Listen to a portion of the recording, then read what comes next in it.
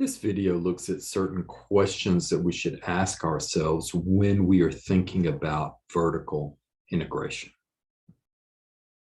So what are some of those questions that we should ask ourselves when we think of vertical integration? First is, can we create more value by integrating? And how do we do that? First of all, we have to look at our value chain, and each link in the value chain must be looked at. And so after each link has been looked at, looking at the impact of the link to the value chain as a whole, that's when we can make a decision about whether we should integrate or not. And so, pardon me, some of the questions to ask are, do we as the acquiring firm bring value to the acquisition?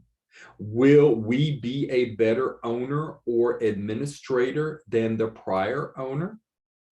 Or would it be better for both firms to be separate entities? Will we be able to use our capabilities and strengths to add value or to create value to the new firm? What is the new firm? The old firm plus the firm that we are acquiring. Can we leverage our capabilities and strengths for this new firm? What are some of the capabilities and strengths that we're talking about? It's consumer capability, it's go-to-market capability, it's research and development, global infrastructure, back office management system. So these are some leverages that we may have. Will acquiring that new firm be a good fit with the rest of our business?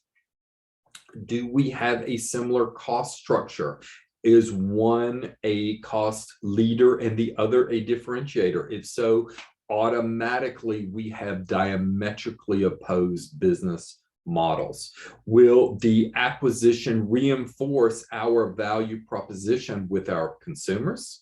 Will it help us to improve relationships with the other parties in our value chain?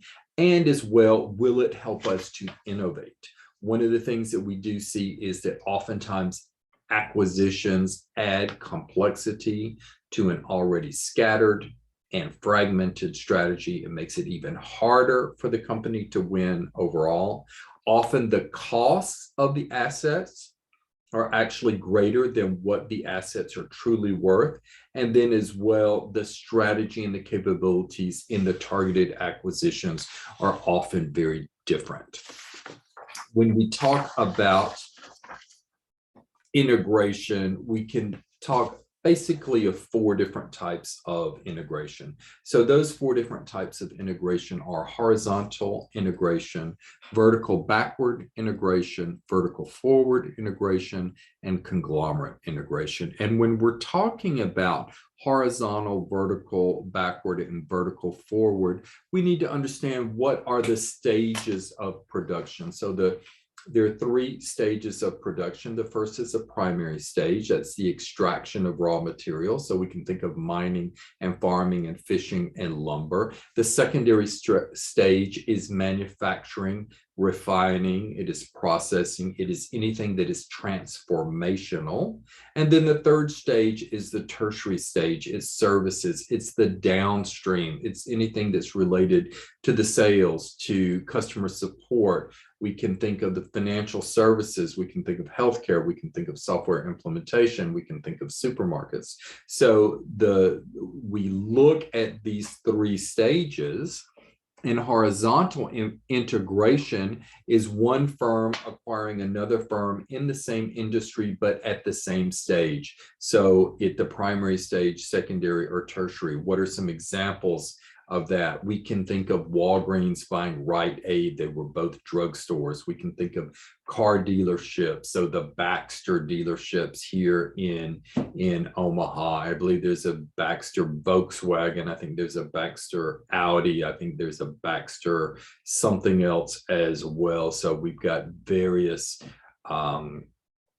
car dealerships under the same umbrella. Think of AMC movie theater chains that AMC has bought up other movie theaters. Think of restaurants. So even though the menus may be different, the value chains are very, very similar. That purchasing, that back office management, that is what you can leverage there.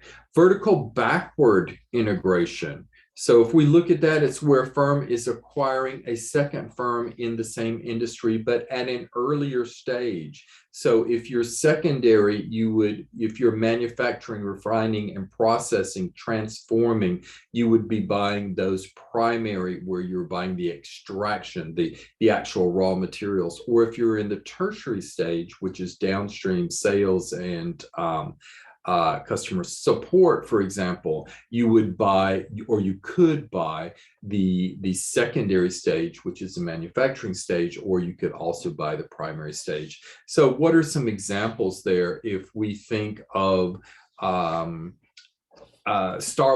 for example, buying a coffee farm in China, if we think of a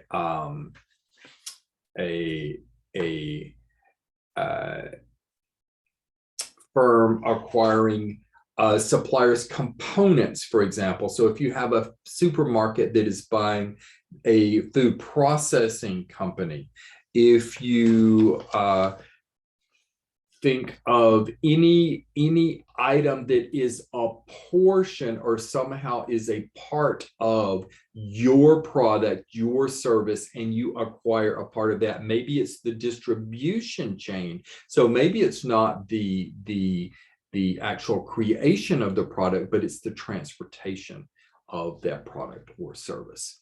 Next, we have vertical forward integration. And so that is where one firm acquires a second firm that's in the same industry, but it acquires at a later stage of production. So if you're at the primary stage, extraction of raw materials, you could buy a firm that is in the secondary, which is in the manufacturing or processing, or you could buy a firm that was in tertiary, which would be services, sales, retails, that sort of thing. So what are some examples there? Think of Apple buying the Apple Store, the brick and mortar stores there, so it can drive the sales and services. Think of a craft brewery that buys a restaurant, for example, so it can, or a bar, so it can produce there. Think of the oil companies that have purchased the actual service station. So the Exxon service station, Sinclair service station. So think of that.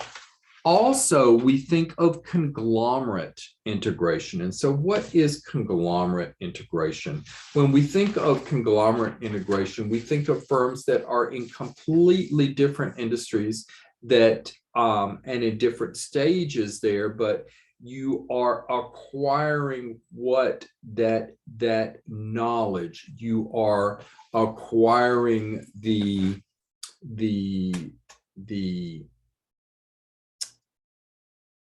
processes, if you will, of another firm, even though that firm is in a different industry than yours. So when you think of the advantage, what are the advantages of conglomerate integration? Those advantages are: you can spread the risk between individual firms, you can spread that management, ideas, techniques, and strategy processes between the firms. You can cross-subsidize. So if you have one firm that's making plenty of money, the other firm is not, perhaps it's got a product that's just starting out, the market is new, needs extra cash, needs to be invested in. You can use those profits from the one firm to invest in the other firm.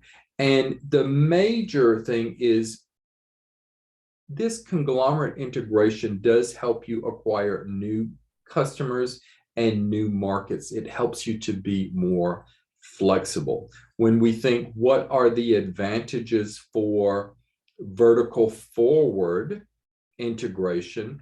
Those advantages are: you have a guaranteed outlet for your products. So you can be closer to the customer as well, because remember that vertical forward, you are getting in a later stage of production, that later stage being secondary or tertiary. So you are closer to the customer. You're able to understand what that customer needs are. You're able to understand that better. And as well, you're able to take on the profits of that forward stage. What are your advantages for a vertical backward integration? Those advantages are you have guaranteed what? A source of raw materials, because now you're buying a stage that is earlier. So you've guaranteed those raw materials for your production.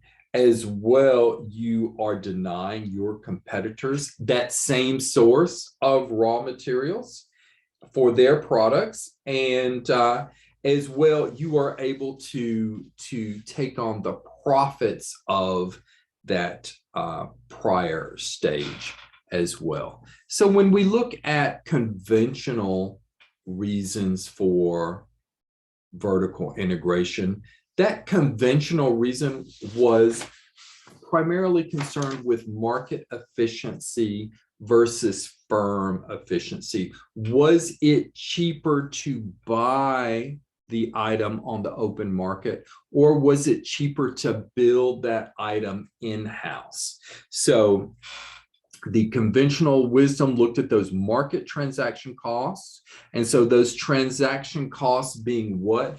What about, now we've got to create our contracts. We've got to manage our contracts. We've got to negotiate our contracts. We've got to verify our contracts. We've got to verify the flow of information, the flow of goods, the flow of services. So now we're starting to see those transaction costs are increasing. However, what we do see is that actually transaction costs do not provide the full picture for what is there.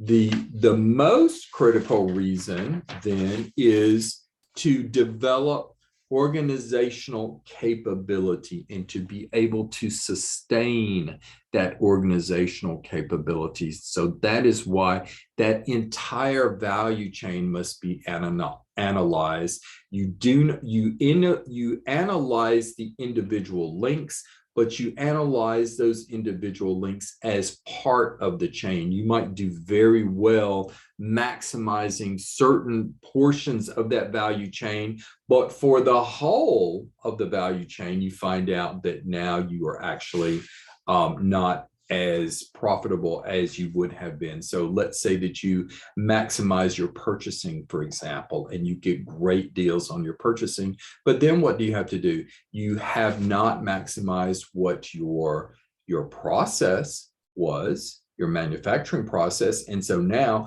we can only process a certain amount of raw materials at the time. So now what are we going to have to do? We're going to have to store those other raw materials that we had such a great deal on, that we bought at such a great price, but now we can't use it. And so what happens that in the end, our value chain now is actually weaker because we maximized a single link within that value chain, but we did not think of that value chain as a whole. So that entire value chain as a whole must be analyzed. And as well, what we do, so we look at is maximizing that one link. Does it create greater risk for that entire value chain? Yes or no? And then finally, as well, outsourcing, does it put at risk our firm's capability to do what? To develop new products? Does it put at risk our creativity for design? Does it put it at risk our understanding of the process as a whole? Does it put at risk our ability to be flexible to be nimble? Are we always depending upon someone else? We mentioned Zara earlier, the Spanish clothing manufacturer that it manufactures in Spain, which is more costly. However, it provides greater flexibility as a whole. It helps them to sustain one of their competitive advantages being the speed with which they can replace existing collections or come up with new collections, so that if outsourcing is going to put at risk the firm's overall capability to develop new products or to be creative, to be innovative, then we should not